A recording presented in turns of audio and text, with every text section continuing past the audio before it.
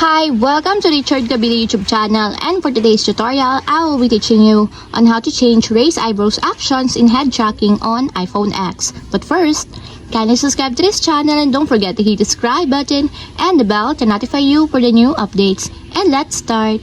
Using your iPhone X, from your home screen first, go to Settings. Then in the Settings, scroll down and find the Accessibility and then Tap. Then in the Accessibility, scroll down again and go to Physical and Motor section and then tap the Switch Control. Then in this part, in the Switch Control, scroll down and go to Point Scanning section and then tap the Head Tracking. And take note that the head tracking should be enabled to activate the other actions that you want to change. And then after that, in the head tracking, go to Action sections and then tap the Raise Eyebrows. Then in this part, in the raise eyebrows, if you want to change your actions, just tap the actions that you want to enable. For example, you want to enable the scanner menu, just tap it under the scanner section.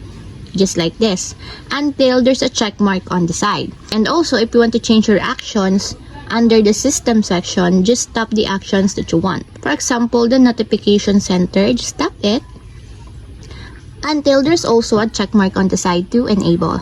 And that's it. We have successfully changed raise eyebrows action in head tracking on iPhone X. If you have a question, can comment down below, and don't forget to hit the subscribe button and the bell to notify you for the new updates. And thank you for watching.